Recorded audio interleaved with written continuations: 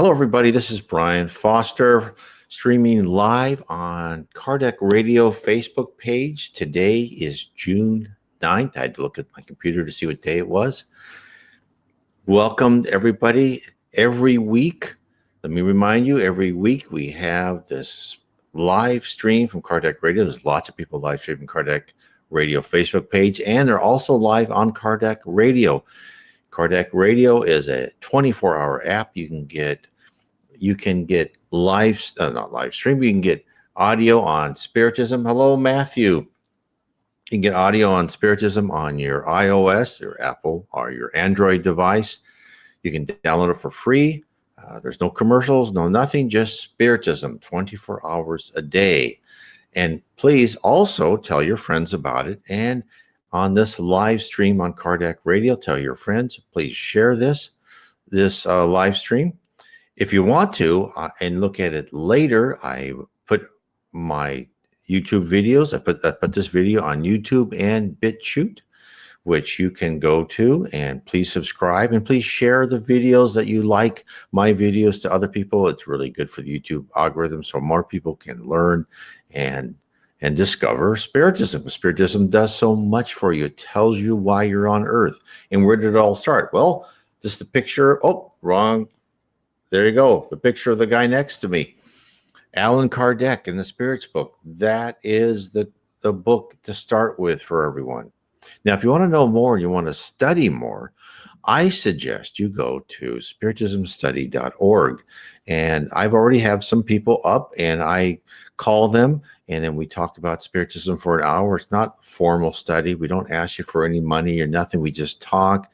We can study the Spirits book if you like, or other books if you like. We just ask questions. It can be free flowing if that is what you like at first. So please, you can find that on my website. Point to that on NW Spiritism, and at spiritismstudy.org. Go to that. You can click on I want to study. You can get an appointment with either myself or Sergio, and we would welcome anyone that wants to talk to us. That would be great. I would love that. So it all started with Allan Kardec, and what a wonderful person he was to bring us the great codifier of Spiritism. Now, what are we talking about tonight? Well, tonight we're talking about more on reincarnation. Let me bring this book up. This is a book I have written, which is The Case for Reincarnation. You can get to that on my website, nwspiritism.com. Again, that is nwspiritism.com.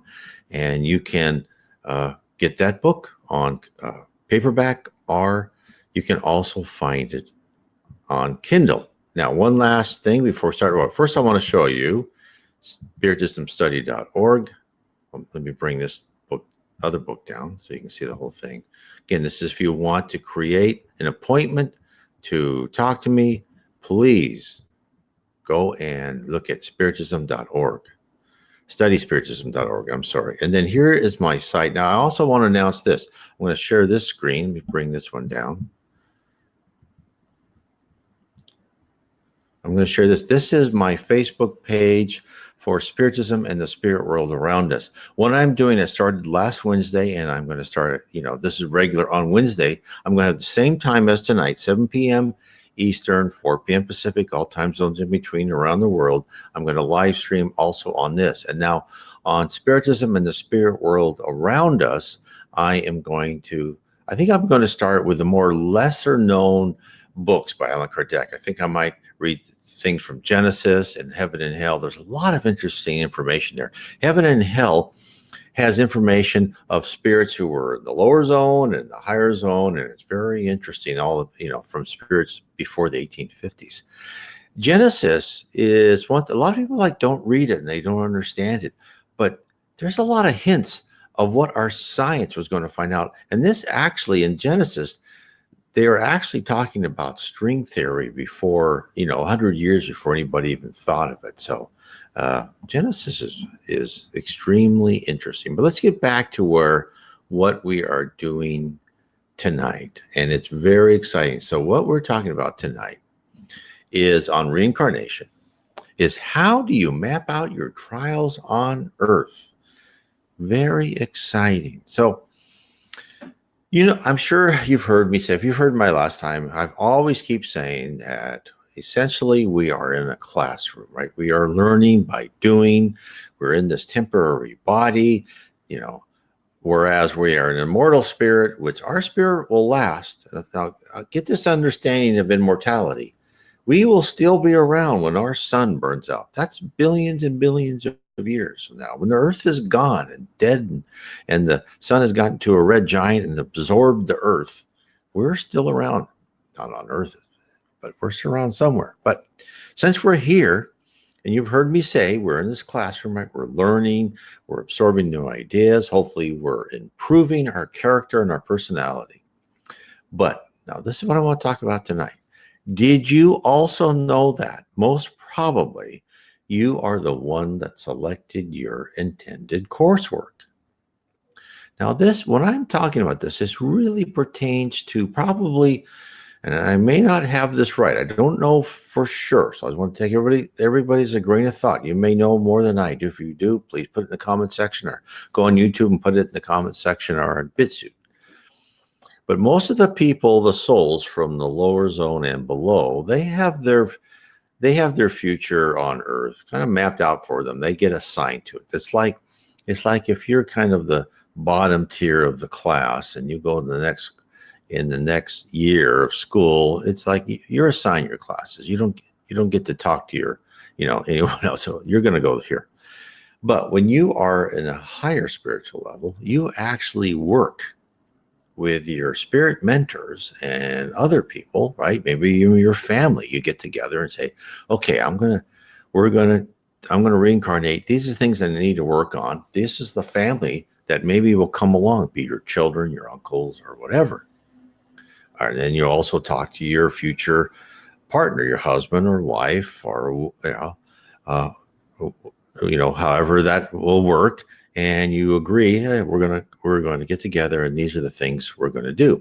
I've also read where sometimes a husband and wife, and they've been said, well, and let's say to the husband, you're spiritual, but you haven't really learned on your own. You're sort of leaning on your wife to give you the spirituality side. When things get tough, she reminds you. So it may be a better life for you not to be married to her for one life, right?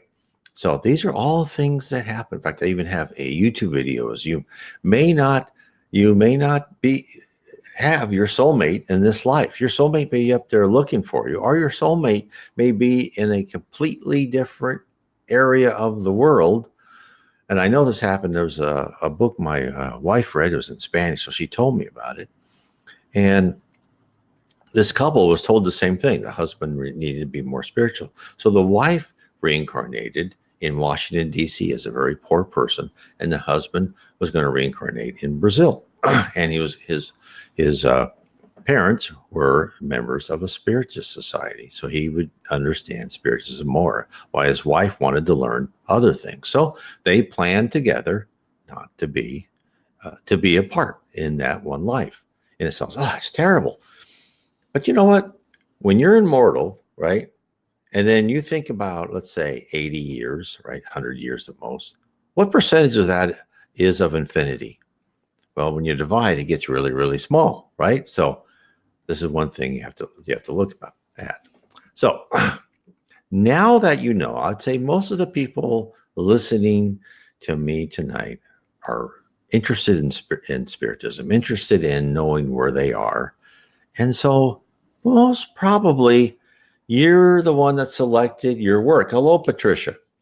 So I want to tell you one thing right off the bat. When things get tough and when you're in trials, right, in episodes and drama you don't like, who do you have to blame? Well, it's probably yourself. Isn't that a horrible thing? Is you plan this? Isn't that, if you really think of that and you go, and sometimes I think, why in the heck did I do this, right? Why did I plan this? And it helps you look at things a little bit of humor. Because what happens? Most of us live our lives believing that we exist in the realm of chance, right? Of chaos. Somehow our parents conceived us, we grew up and went to school in a particular location, not of our choosing, but by chance. It was a place where our parents decided to live at the time. Another decision mandated by random occurrences, or so we thought. We go to college or into a profession, or by some whim or happenstance, such as an uncle knowing a person who knows a person. We just all these things go.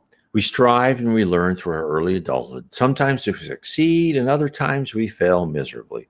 We curse the events that led us to despair. Somehow we survive, and at each step we gather small morsels of wisdom along the way. We detest the lessons we had to learn, but nevertheless, in our hearts, we recognize the value of our accumulated knowledge. But now, as I said before, what if? Now, let's think about this for a moment, because this is life changing. What if everything you've been through was planned?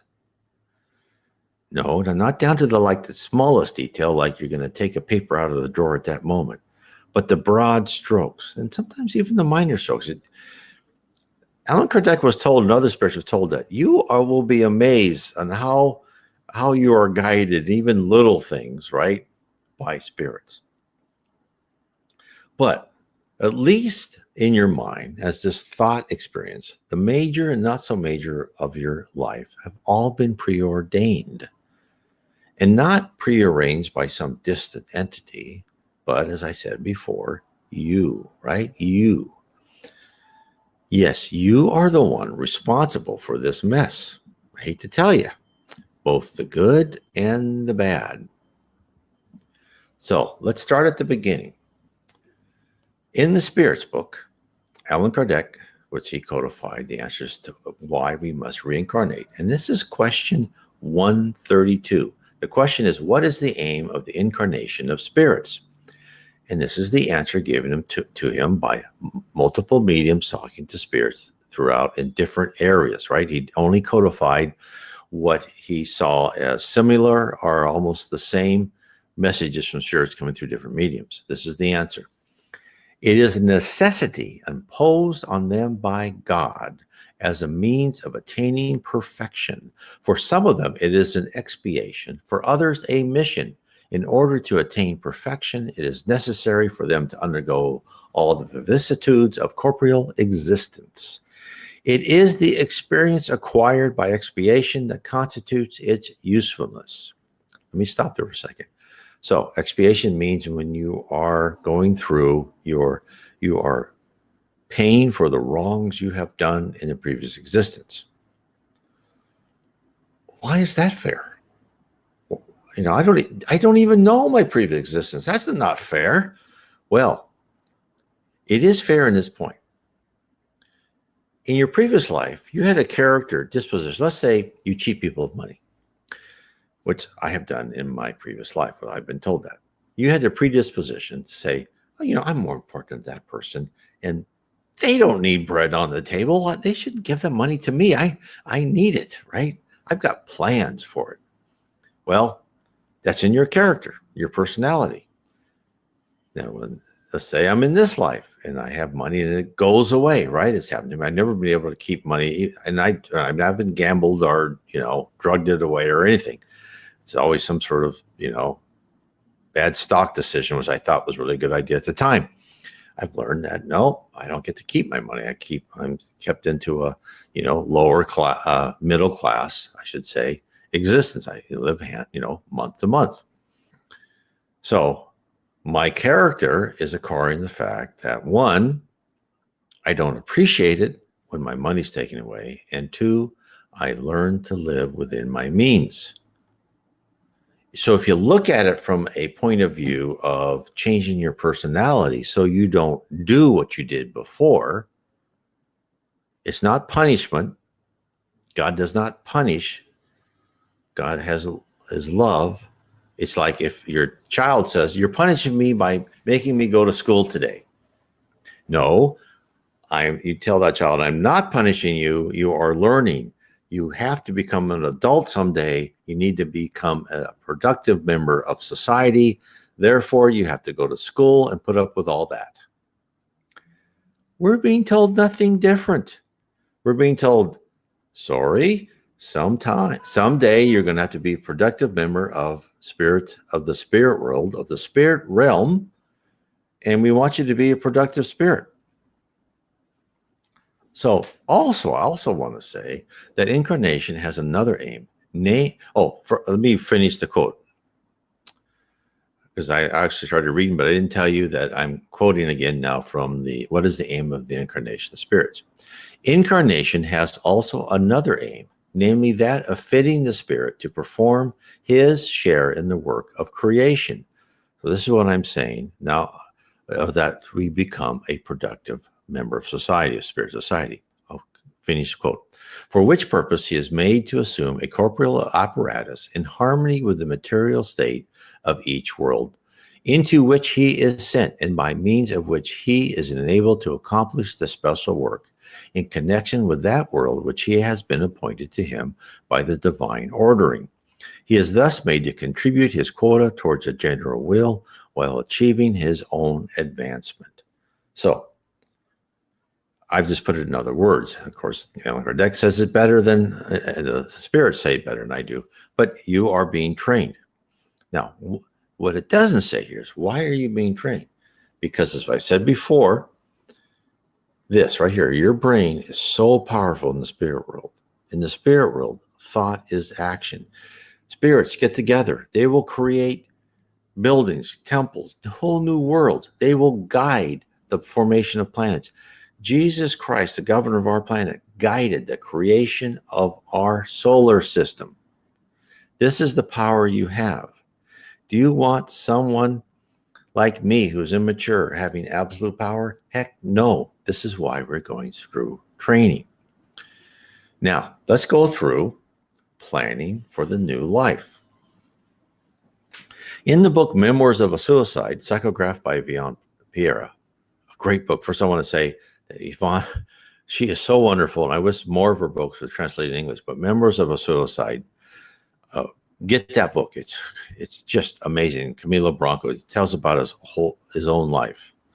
So anyway, and this is how I write my books, right? And this is in my book, The Case for Reincarnation. What I do is I take all this information, psychographed by mediums, people vastly superior to myself, and I try and put these in kind of here's about reincarnation. Here's about planning your destiny.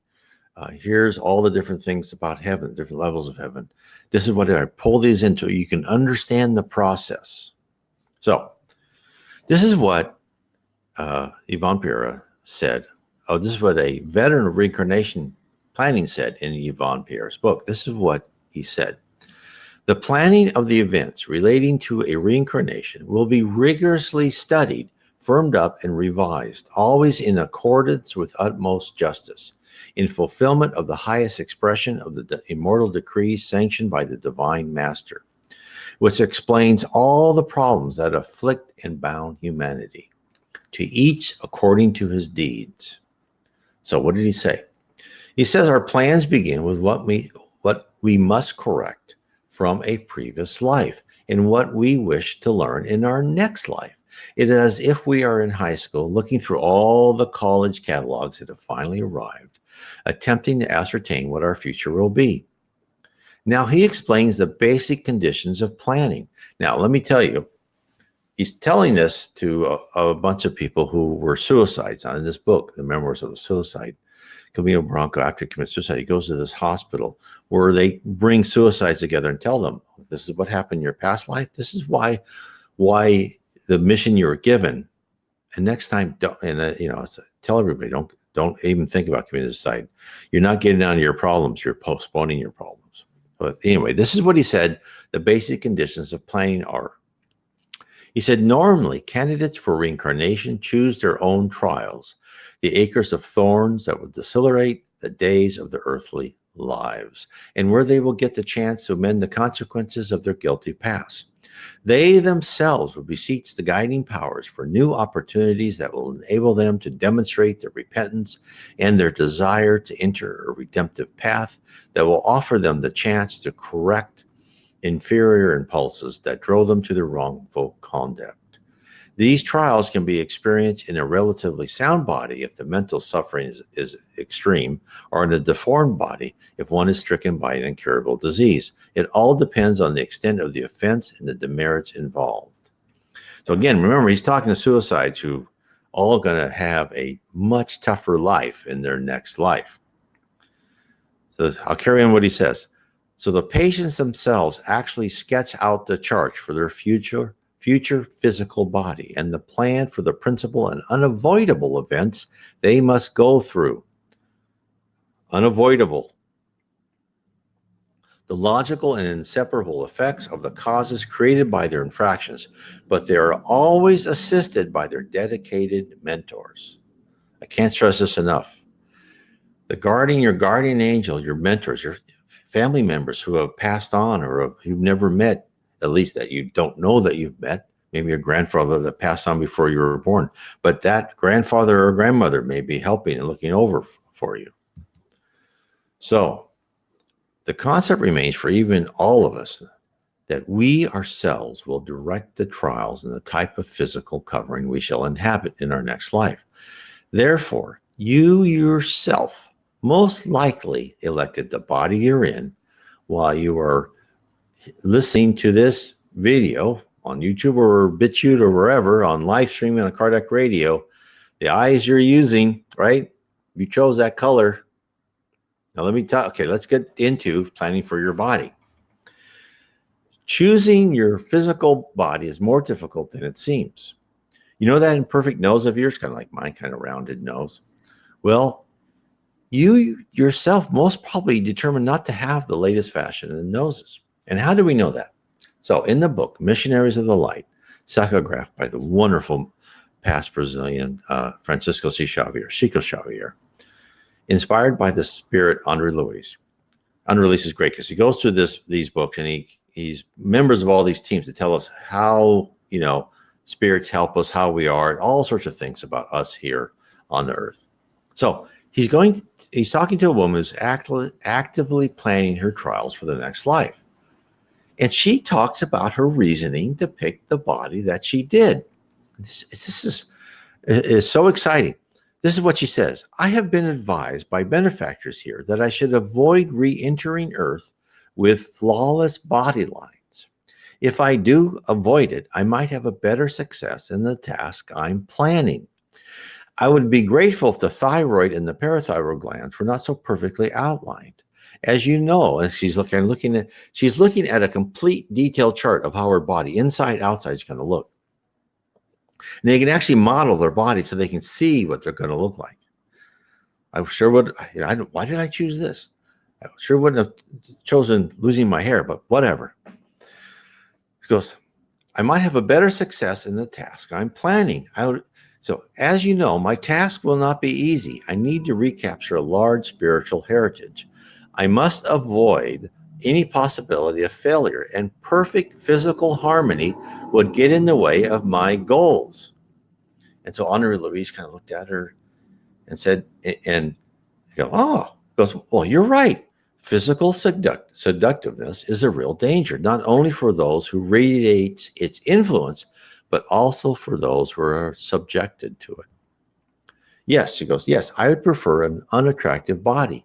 I'm not interested in a body like Venus. I'm interested in the redemption of my spirit for eternity. Amazing. So therefore, for those of you who don't care for your body, think hard about what other matters you should be concentrating on rather than focusing on your vanity like I have done, right? You pick the model you are in probably for a very good reason. Now, what would a logical person ask next? Oh, how can you pick your body? You have DNA. And the DNA of parents combine, right, to lay the foundation of what your body's going to look like. Good question. And Andre Luis even asked that question. What about the law of physiological heredity, which is DNA? And his mentor answered. It works with an inalienable control upon all evolving beings, but of course it is subject to the influence of those who attain qualities that are superior to the general environment. Furthermore, when individuals interested in new experiences in the physical realm are deserving of intercessory services, the higher powers can impress certain modifications on matter from the embryological development onward if they determine that alterations are needed for the work of redemption. Let that sink in. What is he saying? He is saying that the DNA, even though it's the foundation, the DNA from both your parents is the foundation. It's like you had a house. Let's say you went to a housing tract, and they go, "Oh, we've got 3 plans you can use, but you have all these options. And instead of brick, you can have wood siding, right?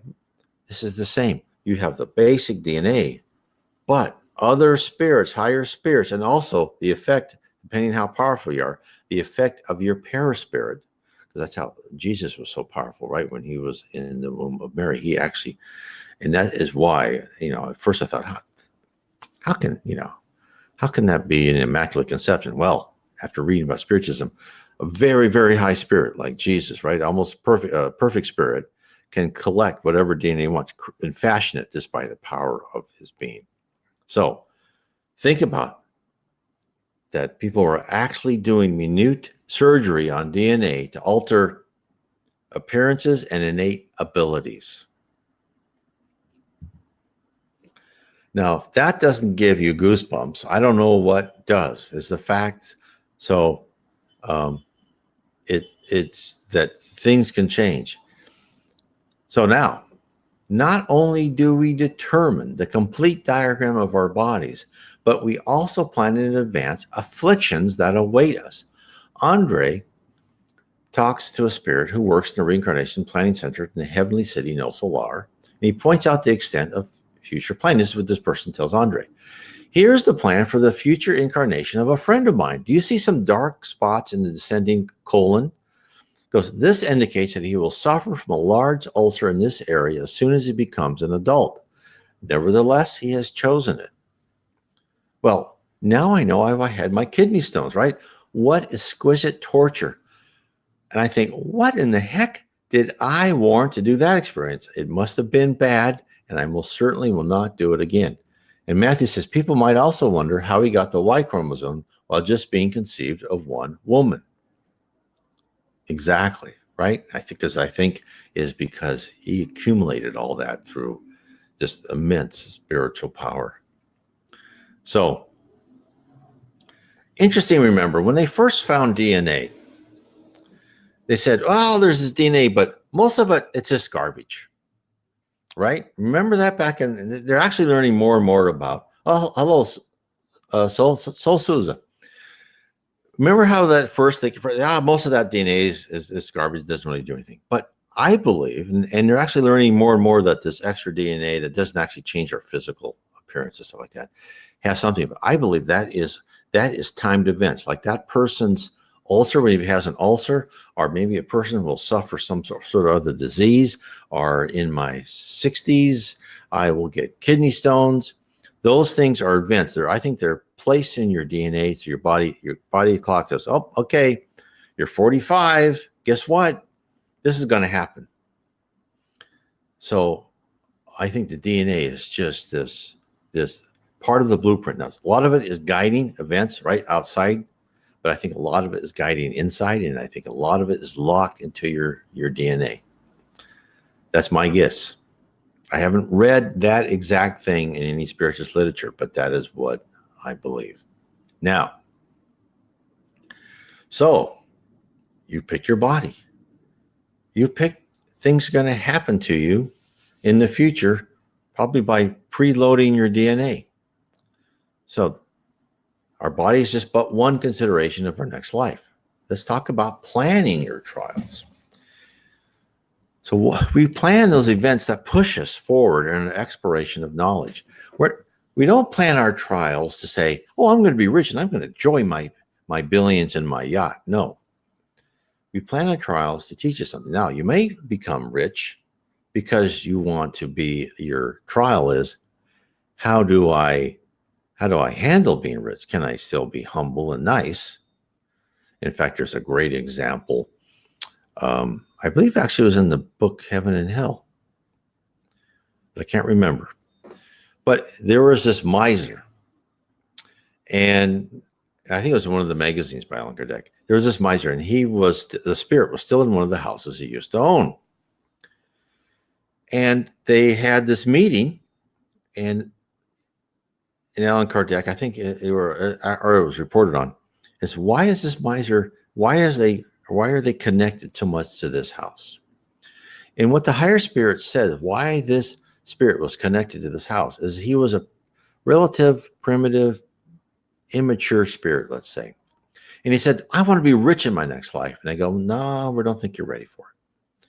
No, I want to be rich. And the spirit said, okay, we're going to teach him a lesson. We're going to let him do. It's like having a teenager tell you what they can do, right? We're going to let him do what he wants and see what he knows about it. So he came into the life. He was able to earn enough money to buy the house. He rented all the rooms in one house. He bought another house. He rented all the rooms. He actually lived under the staircase in one of his homes so he could get money. He became such a miser. That's all he cared about was money. That's a lesson, right? They've taught that person a lesson. Someday he's going to be reincarnated and learn not to put so much emphasis on money. He wasn't ready for that lesson yet. He should have listened. If one thing I have learned in reading spiritualist literature is be humble. Do what superior spirits tell you to do. You don't know. You don't look far ahead enough. You don't have the wisdom accumulated yet. I hate to say that because I always thought I did, but I've learned. So let's do an example again from the book Memoirs of a Suicide. So what's happening to his life? His name is Geronimo. What he did when he committed suicide, he actually defrauded his business associates. He lost all his money and he fled the situation he created by taking his own life. He left behind a wife, a son, and 3 daughters, all destitute. Geronimo tells his friends about his plans for his next life. This is what he says. Very eye-opening. I won't be able to have children by not looking after my family, by rejecting halfway through the honorable responsibility of being the head of the household in order to help me ascend in merit. I put myself in the wretched position of not being granted the chance of building a family and being a father again in my next existence. However, in order to mitigate my ugly behavior towards my wife and child, I have promised Mother Mary, the mother of Jesus, the sublime mother of my Redeemer, whose maternal solicitude will rehabilitate my children, and I will employ all my efforts to assist orphan children to somehow build shelters for them and become their guardian as if they were my own. And Soul says, I think to be rich is more harder than to be poor. People change with money and power. And Soul is exactly right. In fact, in the Spirits book, it was asked the question, what is the hardest trial? And you know what they said the hardest trial is? Exactly what Soul said. It is to be rich. Now, why is it to be rich? Well, when you're poor, you have to be humble. Even when you're like middle class like me, right? You got to put up with fools. Sometimes you work for an idiot company. Sometimes you work for an idiot boss or bosses, and you just have to swallow it. Because why? Because you have to. Because you've got to put food on the table. You have to have shelter for your family. But if you're rich, you can be rude, and people will still kiss your you know what, right? Because they want that money. They want something from you, and you can be as obnoxious as you like, and everyone will tell you, "Oh, that's a great idea," or "That's wonderful, boss," or "You're an actor or actress. Oh, you look wonderful, right? Oh, that's oh yes, you should tell everybody about the tattoo you got all over your face or something like that. I mean, whatever stupid thing you do, you're going to find someone to say, yes, that was a great idea. So this is why it is very hard to be rich in a later life. So that's a great point. Absolutely. So finish on with Geronimo. He has this name because he's from Portugal. So Geronimo had planned his family life to compensate for what he did in a previous life. His friends express happiness in his helping orphans, but they are worried if he'll have the financial resources to follow through. He informs them, this is to show you how complicated life can be. He informs them that at first he'll be rich, born into a wealthy family. Next, he says, because he'll again experience financial ruin. And then he'll become the supporter of many, many orphans, because when he was rich, he built an orphanage. Now, when he was poor, he'll have to live in probably some little annex in the orphanage and help taking care of the poor orphans. So notice for how each of his major failings, he'll have to redeem himself in one way or the other. Again, once again, he shall recognize the despair of bankruptcy and the complete withdrawal of all his old friends. He shall deeply feel the pull of suicide, but if he wishes to be victorious in his new life, he will have to resist that urge with all his facilities. Remember, again, we're told that if you commit suicide in your next life at the same age, right around the same time, you feel the urge again, and you're going to have to stop that. So, what have I been saying? Our life is laid out in great detail. We don't have the freedom to not participate in our trials. We have the freedom in our response to events. Therefore, it is much better and more conducive to your spiritual attainment to go in your trials with the attitude of a child, with an open mind and acceptance that all occurs. Remember, Jesus said, come to me, like a little child, right? The little children come to me. It behooves us to learn from each hurdle. And by the way, the more you understand and read about spiritism, things that Jesus said weren't all just parables. Some of them were like direct, like, yeah, right? You have to be reborn again to be saved. He didn't mean being dunked underwater. He meant going through reincarnation. You have to be born again. No one's going to come on one life and be perfect like Jesus. No, Jesus went through how many? He went through, who knows how many billion lives he went through. I have no idea, but it must have been amazing. He started out like us, an immature spirit. So understand that.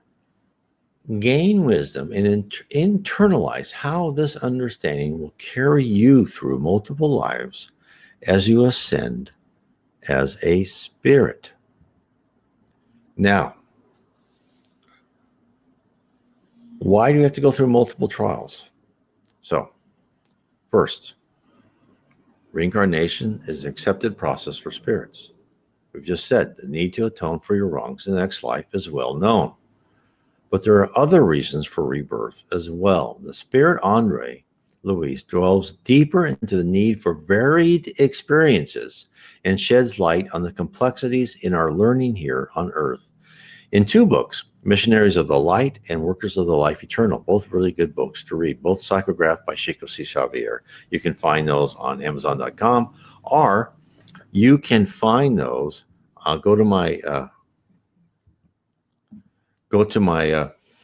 website, nwspiritism.com, and you can click on the picture of Allan Kardec, and you can find the books by Chico Xavier, Allan Kardec, Yvonne Pereira on that website. Of course, you can find them at Amazon.com, but I just wanted to tell you that. Oh, hello, Paula.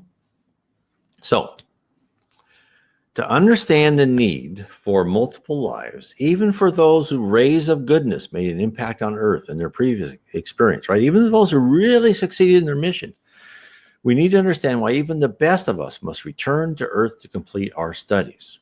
The most common perception for the need for each successive life is the requirement to pay off our debts, right? I just talked about that, incurred in our previous life. The next thought that comes to us is the need to perform good deeds and be a positive influence around us. While all of this is true, there are also more complex reasons at work. Now, Chico Xavier, who published more than 400 books in his lifetime, and actually afterwards they actually created more. It's almost up to 500, I believe. So In Andre's first book, No Solar, which is a story about Andre Luis's death and his wandering in the place between heaven and hell, right, the lower zone, as a result of his actions during his most recent incarnation. Eventually, he was rescued by good spirits who took him to a heavenly city called No Solar. So he was tasked by the spirit world to assist various teams of spirits and could relate to us different types and methods of the work that exists in the spirit life after death. And also, I can tell you, No Solar's been made into a movie. It's called Astral City: A Spiritual Journey. One guy actually emailed me. I think he made a comment on my YouTube channel. He said he bought that movie and he watched it 4 times in 3 days. And it just changed everything. And another guy who actually I've been working with on spiritismstudy.org, he doesn't speak Portuguese, right? And his eyesight's not very good.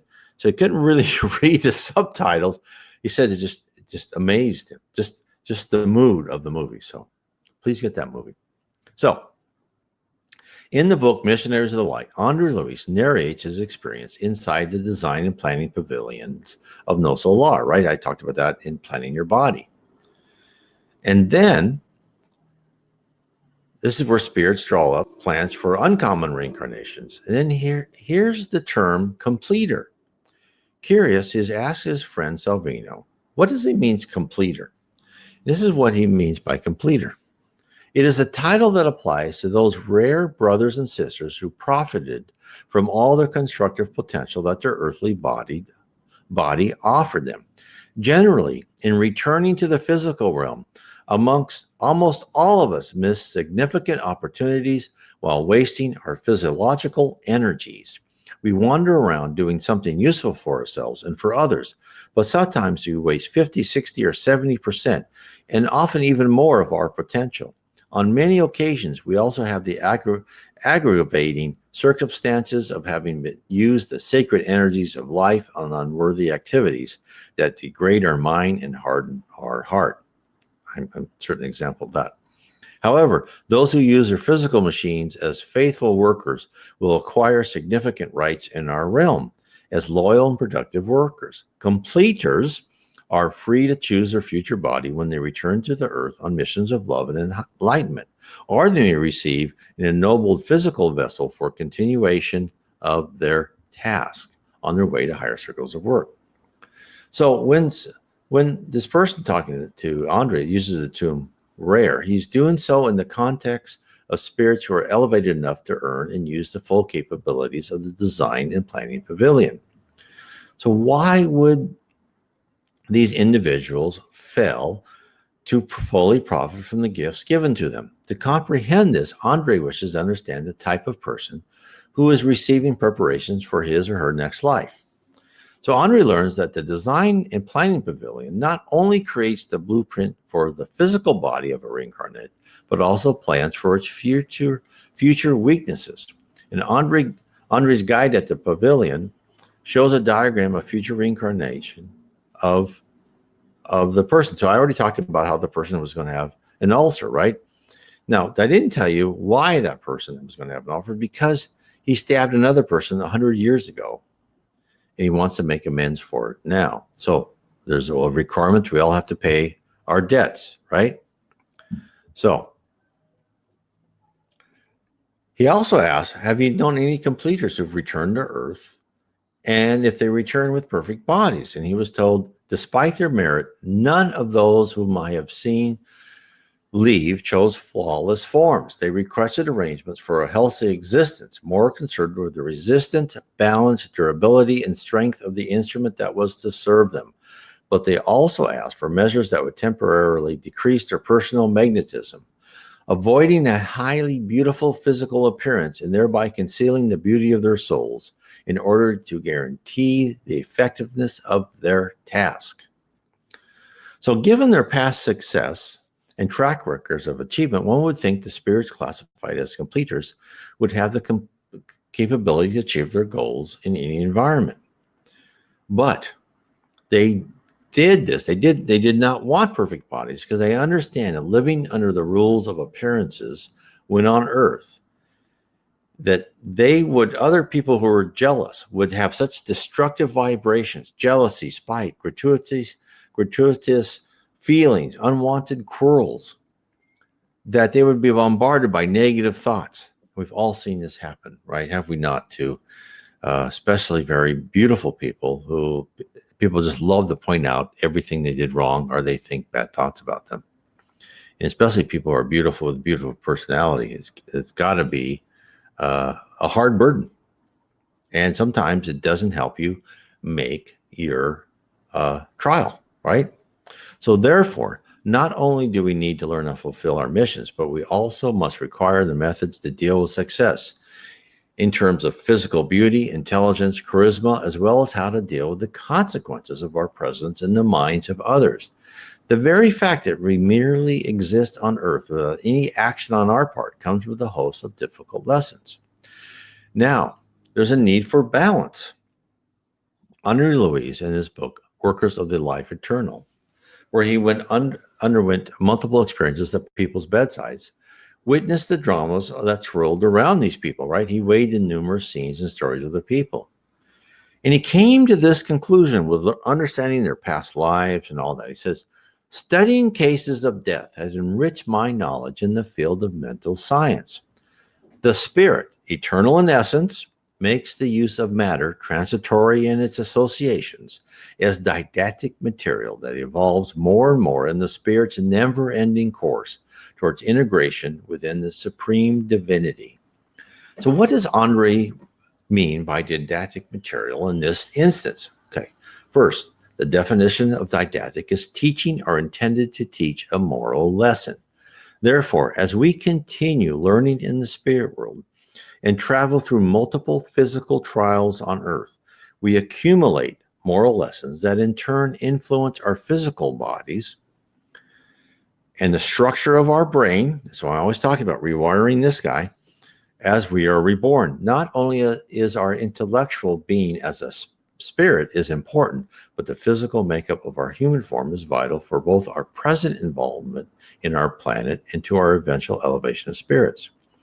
Henri continues to explain his thesis, stating, this is what he says, when we harm matter, we will in turn have complicated the service schedule so that is so vital to our spiritual progress.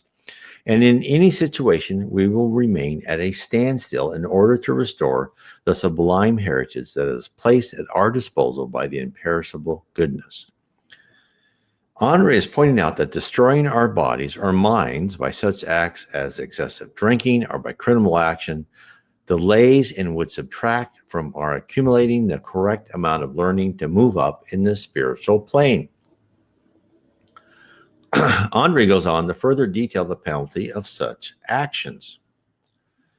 We will be compelled to regenerative work both during incarnation and discarnation, both in the corporeal existence and in the death of our body, both in the present and in the future. No one will successfully reach the peak of life eternal without first having learned the balance to do so. He is saying, he observed, after personally seeing the end of life experiences of multiple people, the passion to hold on to material objects, the regrets of wrongdoing, the terrible physical inflictions caused by alcoholism or drugs, the totality of the effect on the spirit as it withdraws from the body. On the other hand, spirits who led a life relatively free from such actions achieved a calmer death, a faster withdrawal from their bodies. The spirits who did not resist temptation experienced a much harder effort to let go of their physical bodies. So Leanna says, unreleased was considered a suicide. Yes. And that's a good point, because he did nothing to change customs and dietary changes that would have taken his life to full term. He ate, he drank, he also had syphilis. Therefore, you'll see that. Actually, that's why I recommend you'll see that in the movie Astral City in English. You can look it up for Astral City, No Solar. They kept calling him suicide, and he's saying, "I'm not a suicide." Well, he was an unconscious suicide. So, what unconscious suicide, as defined by the spirit world, is when you take drugs, or whatever. You're not trying to kill yourself at that moment, but you're killing your body. It's like when you go to school and they say, okay, put a book cover in that book. Don't destroy that book. And you put it in the gutter and you're destroying the book. Well, our body's like a book cover, right? If you destroy your book cover, you're going to die early. So that is right. As Matthew says, eat, drink, and be merry, and be an unconscious suicide. Yes. So excellent point, Liana. So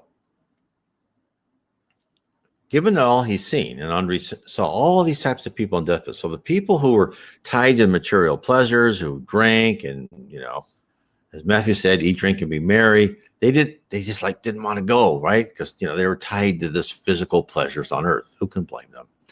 But the ones who were a little bit smarter than that, who were more spiritual, learned about that. They were able to free because they knew they were going to another plane, the real world, right? The spirits tell us we don't live in the real world. This is a college campus. This is a school campus. I probably shouldn't even give it the name college. The real world, the world we spend most of our lives, our immortal lives in, is going to be the spirit world. So I was going back. So Andre talks about the multiple attempts at learning our corporeal bodies. This is what he says. Hence, the reasons for the complex activities of the evolutionary road, the countless diversities, the multiplicity of social positions, the degrees of ability, and the levels of intelligence on the various planes of life. Now, that should be a wonderful revelation.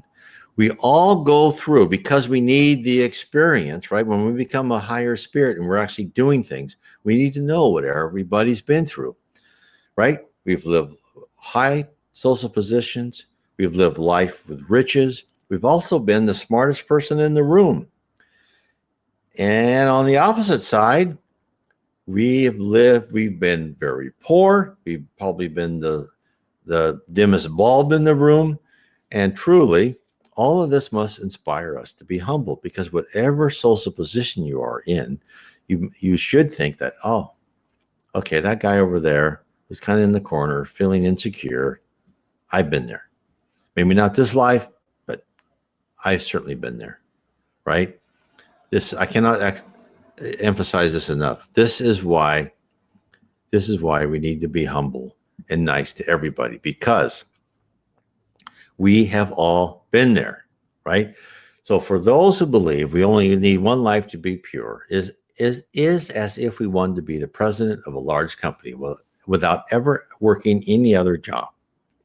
Of course, we know, and the Spiritism tells us, we must start in the mailroom and work our way up through various positions to fully comprehend how to get things done and how to survive within the culture of the organization. No matter how pious we could have started out as a new spirit, we would still need the required know-how to gain our elevation. Only through rigorous trials do we have the right mixture of beliefs and knowledge to reincarnate with good prospects of success and to serve as valued workers in the spirit realm. When the balance of experience is lacking, we are less able to control the process of reincarnation and control ourselves in a physical form. Hence, the problems we may have at times with periods of depression caused by the inability to stabilize ourselves, because we lack the required combination of experiences to be able to mold our thoughts in the correct manner for all situations. Just like children, as they grow up, they go through this frustration because they don't know how to handle the situations. We are the same in life after life. And this frustration of controlling ourselves and trying to learn how to cope with life is familiar, as I said, to any teenager. We did not know that this is a multiple lives long task. Hence, be content even later in life as we live within the ups and downs. We are gaining valuable training, which will carry over to our next lives in very subtle and probably not so subtle ways. So I hope this helps everyone. In the case, let me bring this book. I've been reading, been talking from different chapters of kind of going through this information from this book, The Case for Reincarnation. And if you want to learn even more about heaven and below and all these places, information from the Reverend G. Vao, and I also have this book, Heaven and Below, which I think is a very interesting book as far as all the information that you have given to us to the Reverend G. Vao on. And lastly, I'd like to recommend, if you want to understand really how one should ascend in your life today, in your spiritual life, what I did is there was a wonderful poem by Henri Louis, had 24 verses, and very short verses. And I took that as suggested by another Spiritist writer, that someone should go through this and say, what does, by each one of these short stanzas, what does the spirit world mean and how can you achieve it? And that's what I did in my book, How to Live Inner Peace Through Spiritism. You can get links to that on links will be in my YouTube channel, on my BitChute channel down below. You can also go to my site, nwspiritism.com. Oh, and then Eliza says, I love Henri Louis. Absolutely. Oh my God, Henri Louis, his whole series of books. And actually 2 more were actually translated in English in January this year. And I have a blog I list the books in order, so I recommend you read his whole series of Henri Louis books in order. So please share this video, share it on YouTube, and click the subscribe button. And if you want to personally understand Spiritism, go to spiritismstudy.org. You can get an appointment with myself. Oh, yes. So, yes, we need to be humble and nice with people around us. We never know about tomorrow. That's absolutely right. So if you're there listening to this on Kardec Live Facebook streaming, again, we have this meeting every Sunday. I'm going to have also my website, Spiritism Spirit World. We're going to have another live stream every Wednesday. But if you really want individual discussion, we're not going to make you study. No cost. We're not going to make you buy anything. You can get all of that Allan Kardec's books on PDF if you want to. You don't have to spend anything. Go to spiritismstudy.org. I believe it will be very useful to you. I can't recommend his books enough. And then if you're like me and you've read the Bible and you don't understand a lot of the parables in it, the deeper meaning, I also recommend the book Allan Kardec, The Gospel According to Spiritism. It just opened my eyes a lot. It was very, very interesting. So I want to say, everyone, thank you. Good night, good afternoon, whatever, all the time zones around the world. Please ask me any questions. Come to these meetings. I can always go off, as I say, I read the comments as people comment. I love being asked questions. Challenge me. Come and talk to me on spiritismstudy.org if you want. Make comments on the YouTube BitChute channel. Please tell your friends. Share this video with other friends.